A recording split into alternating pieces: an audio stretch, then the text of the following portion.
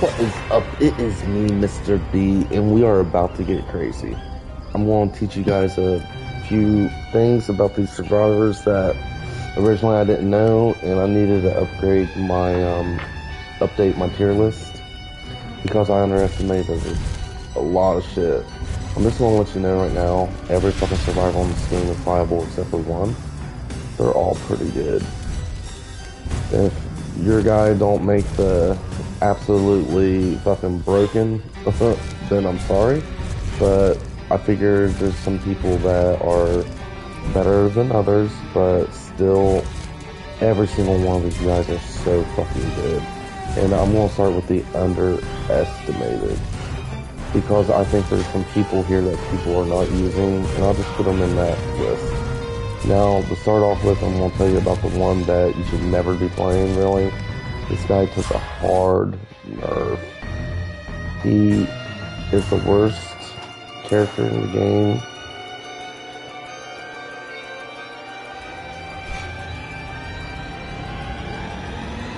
This is definitely the worst character in the game, without a doubt.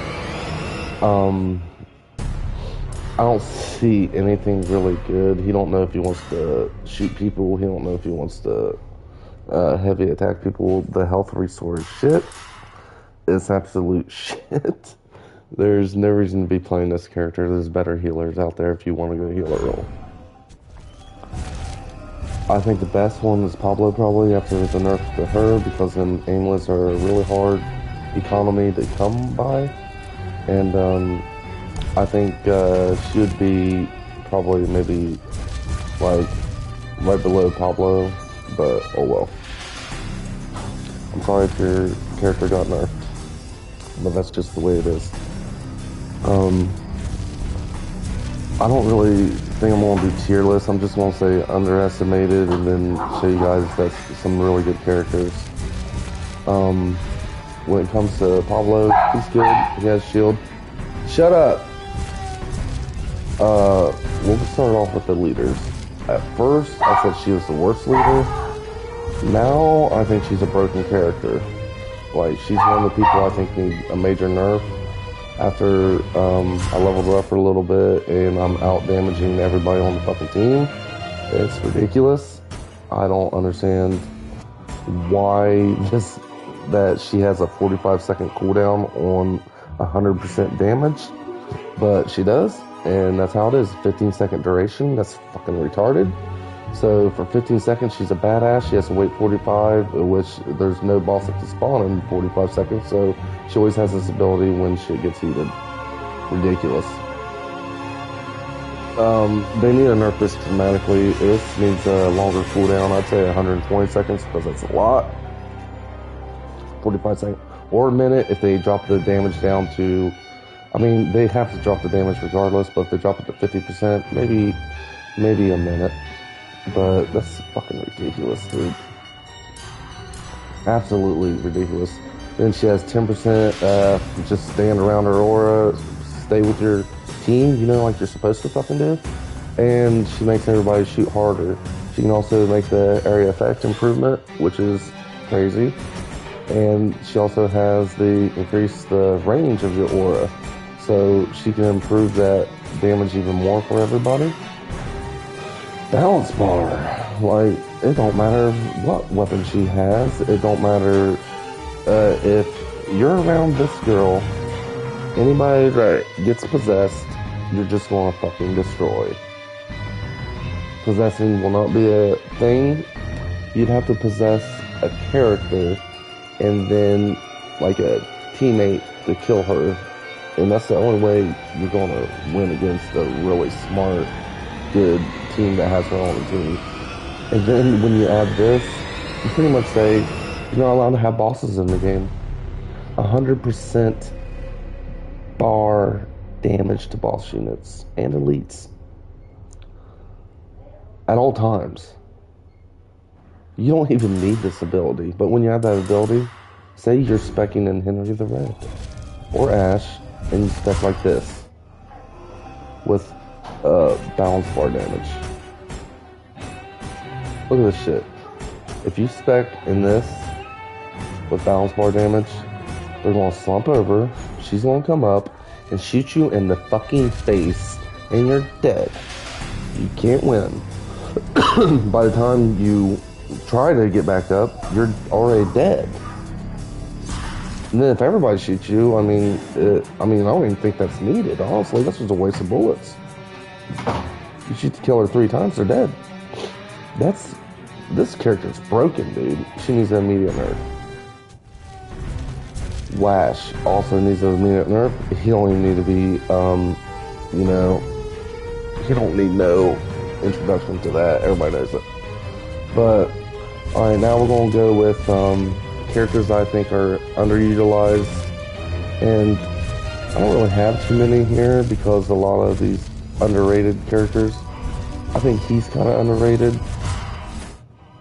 Because he's good against Henrietta, honestly.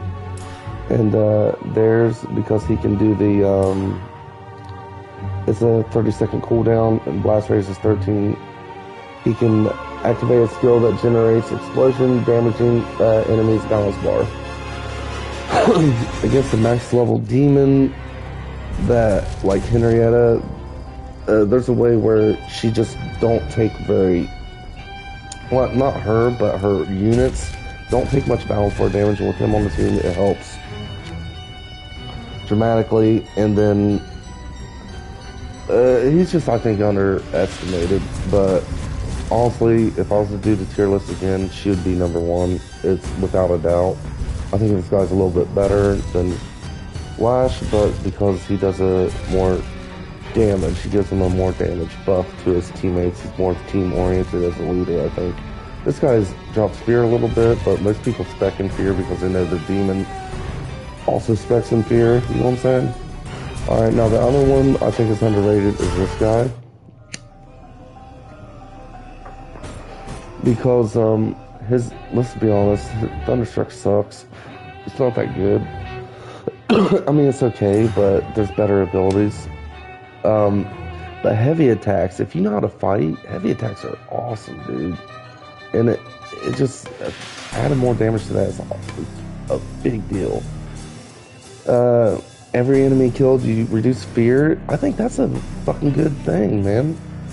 Maybe buff it to 7 or 8. It's badass, I think, actually, because how many times do you get where you have to fucking light a torch just to get your fear down? I think that's pretty good abilities so far. But then when you get to here, the Lumberjack Axe has a faster attack speed and deals increased health, balance bar, and dismemberment damage. If you look up the Lumberjack Axe, this weapon is slow, but you increase the speed of it.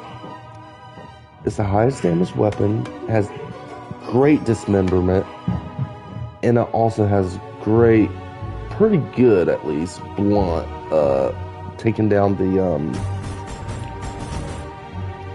balance bar. Like, that axe is so fucking good, which should make Scotty up there and better than what people actually think. And I got one more that this used to be what people said was the worst character in the game. I fucking disagree. This guy is a boss, bro. This guy is so fucking cool with his abilities. Like, I used to say hunters were like shit, whatever, but if you put a pistol, like, say, in one of your leader's hands or some of your warriors, then hunters, they can't really one-shot you as easily anymore. And then they're no longer a hindrance. You put 7 bullets into them, not only are you not going to give them a health drop, but they're still going to be really good for your team to start doing some damage. So I'm not going to say hunters are the worst anymore, because I figured out ways, but the rest of the community hasn't, so you still might run the risk of, like, Kelly getting possessed and she kills your whole team. So it happens, whatever. It's funny if it happens now. I mean, nobody's as tryhard as they used to be. But this guy, man, oh my god, dude, people fucking just underestimate this guy so much. I don't think they do anymore, but they used to. And here's why. It's a trap. When activated, this ability grants use of unique flashlights that will allow you to detect and temporarily disarm demon traps. It's got a 40-second duration and a cooldown of 60 seconds. That's pretty fucking good. Like, in certain situations, like, when you want to say, like, there's a lot of people that play the Necro. And I don't know if I should be calling for Necro because, in my opinion, what they're going to do is put other bosses in this category. Let's call him Evil Ash. And like Puppeteer, Bale's coming to the game. I think he's going to be in the Puppeteer category. Kind of like the Warriors and Hunters and stuff. But we're just going to call it what it is right now. There's only one in each category, the Necro. Say there's a Necromancer and you're doing it by the, like the courtyard where the mansion is. And, you know, they're going to trap up and put the flute player in one of the rooms upstairs. And there's going to be so many fucking traps. This guy will just run right through it, not spawn anything, and kill your flute player free of charge. Unless you hard focus on him, which, I mean, he can also dodge 7 times, so I'm pretty sure he's going to get the fuck out of that shitty spot, too, especially if he has high health. It's like, you're just not going to hide a flute player very good against him. That's awesome. Increase the battery life of your flashlight to 100%, which is, you don't even have to put no skill points in this. That means he has a flashlight the entire game. You probably do want to show it off when you're fighting, if you have a bunch of hunters on your team anyways, because you'll blind them.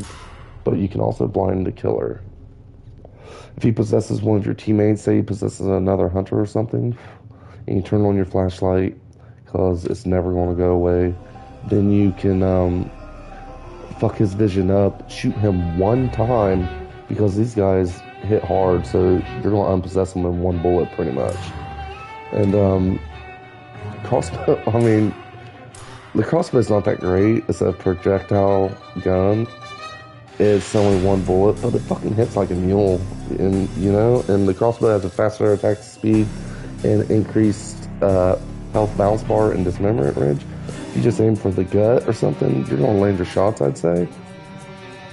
More often than not, at least. And you're pretty much going to put people, like, slumped over in the dirt, especially if you have Annie on your team. This right here, though, is amazing. The Collector. Increase the chances of defeated enemies will drop items. Also, improves the chances of finding crates of higher rarity. That's crazy, because you're going to, like, you're not going to see no more like gray crates anymore. Your whole team is pretty much going to have be maxed out by the end of the game. Every game they're going to find fucking the greatest weapons you could possibly get, and rarity is so important on this game. This guy is underutilized. I don't want to go too hard into it, but like he can dodge 7 times too, like all the other fucking hunters in the game. He's underutilized, and the rest, I'd say, you don't really need no explanation. Everybody knows how the game works, and it's self-explanatory. I don't want to... This guy's a cocksucker. I hate his guts. Just because he ran me for 20 minutes. Like, I come at him with a basic, unpossessed, I'm in the car, bye! And I'm chasing him the whole fucking game. Whatever. I possess the car. He just fucking runs to the 20 other cars that he can. I unpossess it. He's already in the other car, you know? There's really nothing you can do. They're just going to waste your fucking time. They also hit like fucking freight trains. Every one of these characters are all pretty decent if you level them up. You can't go wrong really with if you're smart with the hunter, and if your teammates are smart while you're on their team. Annie is also with hunters. She can increase the ammo capacity by 15%, so she can be the mule. And whenever you guys are in a freaking... Dude, Annie's fucking broken. I hate this bitch. I love her, but I hate her. Dude, if we're gonna see a lot more of her, I guarantee it. This balance bar damage is fucking ridiculous. This is just regular, dude. You got anybody, you're just gonna punch people. As soon as she spawns in, if you got like a medium ranked demon and you go and fuck with her, you're not gonna have a good time. She could punch you and slump you over until she finds a fucking thing almost immediately. But I'll see you guys next time.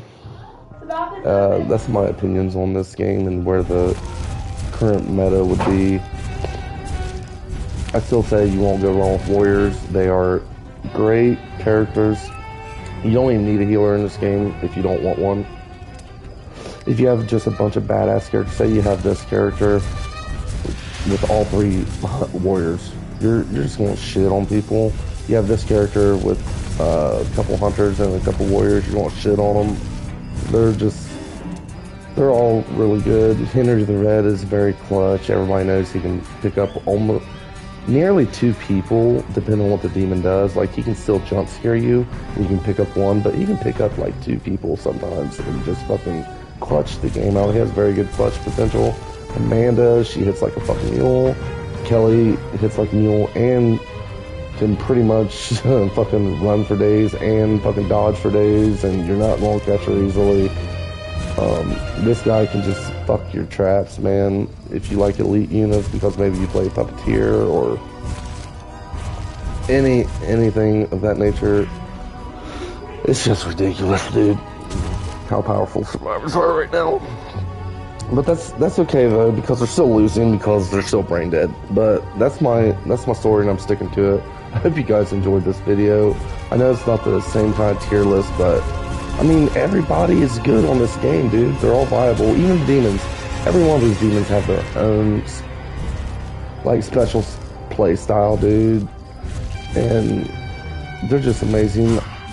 I personally like to, like, spread the love around with all my demons. I don't really like the abilities too much, but I want to increase all their damage.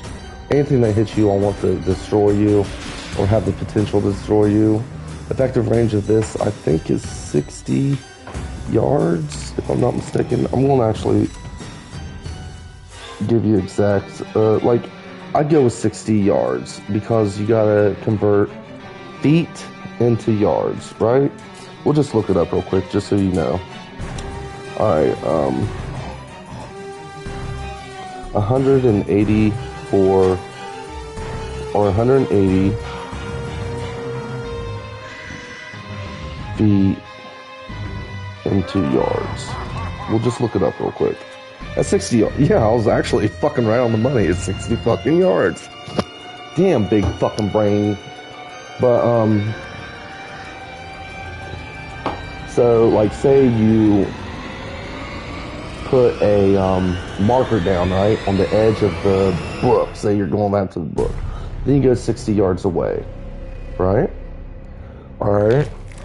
Where you put the marker, not in front of your skeletons, but where you put the marker, if you start spawning your skeletons, they'll actually think the flute player is behind them, so they have maximum range. But they still won't hear it very good. And they won't hear it at all if they start looking that direction because it's actually the opposite side. Like, think outside the box, especially when you're, like, getting shitty, RNG, instead of in the cave where you really want to be, you're like out in the open with your flute player. Like, that right there is game changing, I think. But yeah, I just like spreading the love. I don't like to just focus on elites or focus on basics. Every one of my people, including my boss, can kick some fucking ass. So that's how I like to do it. If you're ever wondering how I play Demon, but that's how I do it. And I'll see you guys next time. This is getting to be too long, but that's where I rank these survivors. They're all fucking amazing. They're all fun to play too. I underestimated the Warriors, but I still think they can be a liability if the team doesn't know how to play around them, and they can one-shot your fucking team, and they're hard to fucking kill. Alright, I'll see you guys next time.